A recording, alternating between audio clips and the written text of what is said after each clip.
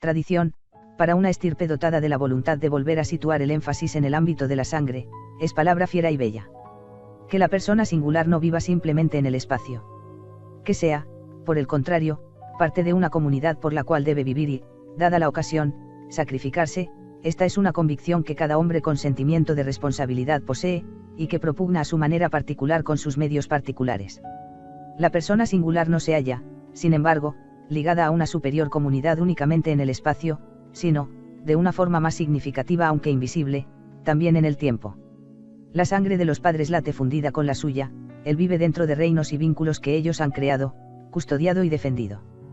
Crear, custodiar y defender, esta es la obra que él recoge de las manos de aquellos en las propias, y que debe transmitir con dignidad. El hombre del presente representa el ardiente punto de apoyo interpuesto entre el hombre pasado y el hombre futuro. La vida relampaguea como el destello encendido que corre a lo largo de la mecha que ata, unidas, a las generaciones, las quema, ciertamente, pero las mantiene atadas entre sí, del principio al fin.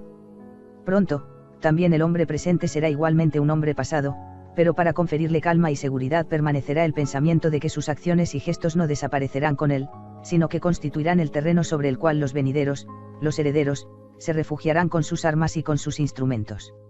Esto transforma una acción en un gesto histórico que nunca puede ser absoluto ni completo como fin en sí mismo, y que, por el contrario, se encuentra siempre articulado en medio de un complejo dotado de sentido y orientación por los actos de los predecesores y apuntando al enigmático reino de aquellos de allá que aún están por venir. Oscuros son los dos lados, y se encuentran más acá y más allá de la acción, sus raíces desaparecen en la penumbra del pasado, sus frutos caen en la tierra de los herederos, la cual no podrá nunca vislumbrar quién actúa, y que es todavía nutrida y determinada por estas dos vertientes en las cuales justamente se fundan su esplendor sin tiempo y su suprema fortuna. Es esto lo que distingue al héroe y al guerrero respecto al lansquenete y aventurero, y es el hecho de que el héroe extrae la propia fuerza de reservas más altas que aquellas que son meramente personales, y que la llama ardiente de su acción no corresponde al relámpago ebrio de un instante, sino al fuego centelleante que funde el futuro con el pasado. En la grandeza del aventurero hay algo de carnal, una irrupción salvaje, y en verdad no privada de belleza, en paisajes variopintos, pero en el héroe se cumple aquello que es fatalmente necesario, fatalmente condicionado. Él es el hombre auténticamente moral, y su significado no reposa en él mismo únicamente, ni solo en su día de hoy, sino que es para todos y para todo tiempo. Cualquiera que sea el campo de batalla o la posición perdida sobre la que se halle, allí donde se conserva un pasado y se debe combatir por un futuro, no hay acción que esté perdida. La persona singular, ciertamente, puede andar perdida, pero su destino, su fortuna y su realización valen en verdad como el ocaso que favorece un objetivo más elevado y más vasto. El hombre privado de vínculos muere, y su obra muere con él, porque la proporción de esa obra era medida solo respecto a él mismo. El héroe conoce su ocaso, pero su ocaso semeja a aquel rojo sangre del sol que promete una mañana más nueva y más bella. Así debemos recordar también la Gran Guerra, como un crepúsculo ardiente cuyos colores ya determinan un alba suntuosa. Así debemos pensar en nuestros amigos caídos y ver en su ocaso la señal de la realización, el asentimiento más duro dirigido a la propia vida. Y debemos arrojar lejos, con un inmundo desprecio, el juicio de los tenderos, de aquellos que sostienen como todo esto ha sido absolutamente inútil, si queremos encontrar nuestra fortuna viviendo en el espacio del destino y fluyendo en la corriente misteriosa de la sangre, si queremos actuar en un paisaje dotado de sentido y de significado, y no vegetar en el tiempo y en el espacio donde, naciendo, hayamos llegado por casualidad. No, nuestro nacimiento no debe ser una casualidad para nosotros. Ese nacimiento es el acto que nos radica en nuestro reino terrestre, el cual, con millares de vínculos simbólicos, determina nuestro puesto en el mundo. Con él nos convertimos en miembros de una nación, en medio de una comunidad estrecha de ligámenes nativos. Y de aquí que vayamos después al encuentro de la vida, partiendo de un punto sólido, pero prosiguiendo un movimiento que ha tenido inicio mucho antes que nosotros y que mucho después de nosotros hallará su fin. Nosotros recorremos solo un fragmento de esta avenida gigantesca, sobre este tramo, sin embargo, no debemos transportar solo una herencia entera, sino estar a la altura de todas las exigencias del tiempo. Y ahora, ciertas mentes abyectas, devastadas por la inmundicia de nuestras ciudades, surgen para decir que nuestro nacimiento es un juego del azar, y que habríamos podido nacer, perfectamente, franceses lo mismo que alemanes. Cierto, este argumento vale precisamente para quienes lo piensan así. Ellos son hombres de la casualidad y del azar. Les es extraña la fortuna que reside en el sentirse nacido por necesidad en el interior de un gran destino, y de advertir las tensiones y luchas de un tal destino como propias, y con ellas crecer o incluso perecer. Esas mentalidades siempre surgen cuando la suerte adversa pesa sobre una comunidad sancionada por los vínculos del crecimiento, y esto es típico de ellas. Se reclama aquí la atención sobre la reciente y bastante apropiada inclinación del intelecto a insinuarse parasitariamente y nocivamente en la comunidad de sangre, y a falsear en ella la esencia según el raciocinio, es decir, a través del concepto, a primera vista correcto, de comunidad de destino. De la comunidad de destino, sin embargo, formaría parte también el negro que, sorprendido en Alemania al inicio de la guerra, fue envuelto en nuestro camino de sufrimiento, en las tarjetas del pan racionado.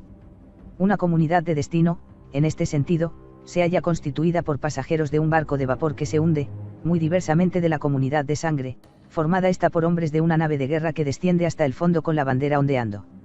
El hombre nacional atribuye valor al hecho de haber nacido entre confines bien definidos, en esto él ve, antes que nada, una razón de orgullo. Cuando acaece que él traspase aquellos confines, no sucede nunca que él fluya sin forma más allá de ellos, sino en modo tal de alargar con ello la extensión en el futuro y en el pasado. Su fuerza reside en el hecho de poseer una dirección, y por tanto una seguridad instintiva, una orientación de fondo que le es conferida en dote conjuntamente con la sangre, y que no precisa de las linternas madavals y vacilantes de conceptos complicados. Así la vida crece en una más grande unidad, y así deviene ella misma unidad, pues cada uno de sus instantes reingresa en una conexión dotada de sentido. Netamente definido por sus confines, por ríos sagrados, por fértiles pendientes, por vastos mares, tal es el mundo en el cual la vida de una estirpe nacional se imprime en el espacio. Fundada en una tradición y orientada hacia un futuro lejano, así se imprime ella en el tiempo. Ay de aquel que cercena las propias raíces. Este se convertirá en un hombre inútil y un parásito. Negar el pasado significa también renegar del futuro y desaparecer entre las oleadas fugitivas del presente. Para el hombre nacional, en cambio, subsiste un peligro por otro lado grande, aquel de olvidarse del futuro. Poseer una tradición comporta el deber de vivir la tradición. La nación no es una casa en la cual cada generación, como si fuese un nuevo estrato de corales, deba añadir tan solo un plano más, o donde, en medio de un espacio predispuesto de una vez por todas, no sirva otra cosa que continuar existiendo mal o bien. Un castillo, un palacio burgués, se dirán construidos de una vez y para siempre. Pronto, sin embargo, una nueva generación, empujada por nuevas necesidades, ve la obligación de aportar importantes cambios.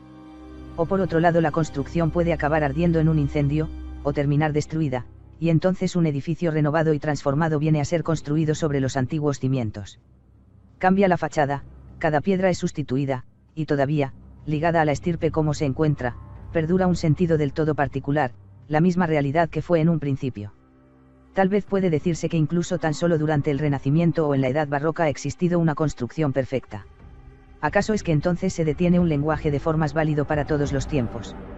No, pero aquello que ha existido entonces, permanece de algún modo oculto en lo que existe hoy. Y hoy en día, ello es quizás audazmente articulado como expresión de un sentir en las valoraciones de las supremas energías productivas, aun cuando a pesar de todo tal expresión es pensable únicamente sobre el terreno estratificado de la tradición. En cada línea, en cada unidad de medida, vibra secretamente eso que ha sido, y todavía esto es el presente y determina el rostro del conjunto, tanto como para elevarnos y arrastrarnos en el sentimiento que así se expresa, he ahí aquello que somos, he ahí aquello que somos nosotros mismos. Y así debe ser. Así también, la sangre de la persona singular está mezclada por millares de corrientes de sangre misteriosa, a pesar de que esa persona singular no es por esto la suma de sus predecesores, no es solo el portador de su voluntad y de la calidad de aquellos, sino que, según una neta y bien definida peculiaridad, él es también el mismo. E igualmente, este es el caso para quien contempla la forma que abrazan la nación y el Estado. Ayer teníamos un imperio, hoy tenemos una república, mañana tendremos acaso de nuevo un imperio, y pasado mañana una dictadura.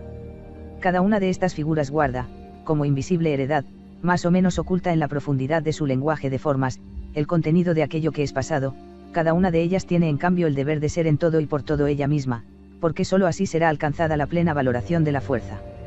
Esto vale también en estos momentos, para cada uno de nosotros. Ser herederos no significa ser epígonos. Y vivir en una tradición no quiere decir limitarse a aquella tradición. Heredar una casa comporta el deber de administrarla, y no ciertamente el de hacer de ella un museo.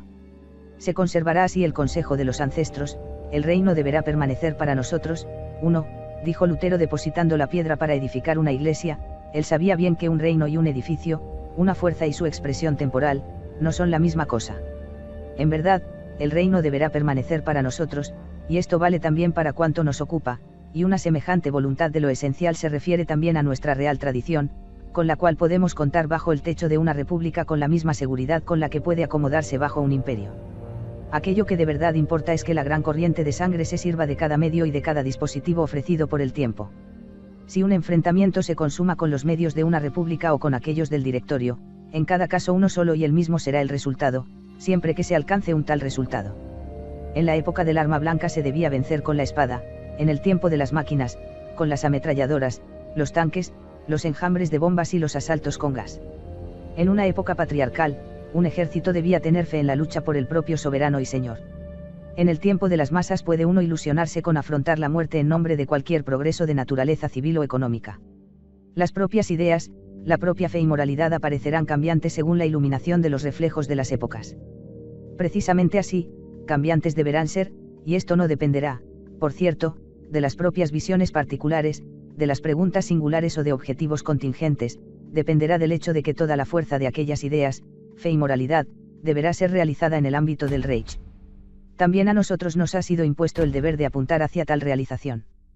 También nosotros debemos buscar el poner al servicio del Reich las experiencias espantosas legadas al Estado moderno, desembarazarnos del abrazo del intelecto que piensa según cálculos y sobreponerle, hasta el grado extremo de oscilación, hasta el último fragmento de hierro, las leyes de la sangre.